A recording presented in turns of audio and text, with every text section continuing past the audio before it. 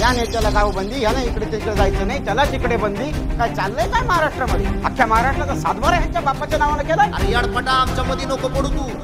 आपला तू जाय ना तिकडे बेसन भाकर खायला. तुझ्या खूप आवडते, तुला हबू करता येईल.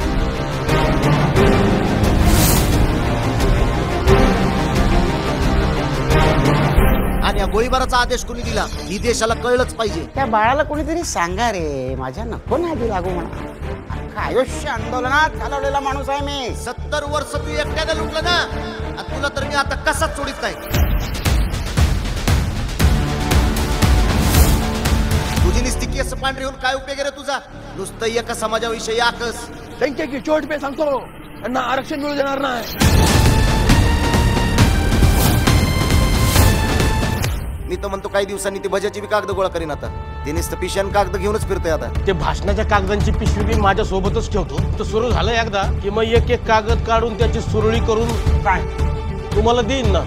पण आता मराठ्यांना आरक्षणापासून कोणीच दूर ठेवू शकत नाही. मी बी आरक्षण घेतल्याशिवाय कसाच मागे हटत आहे. होऊन जाऊ दे आता. काही ब्रह्मदेव जरी आला तरी यांचं मागासले पण सिद्ध करू शकत नाही. एक तर मराठ्यांच्या आरक्षणाची विजय यात्रा निघत नाही तर माझी अंत्ययात्रा निघत. जिथे जिथे ते लोक सभा घेतील आपण तिथेच घ्यायची त्याला प्रत्युत्तर म्हणून. आमचा तुम्हाला विरोध नाही, तुम्ही बी आम्हाला विरोध करू नका, नाहीतर कुठं उपटीत असतो मी. आता ही गप्पा बसणार. आता होणार आपला महाएल्गार.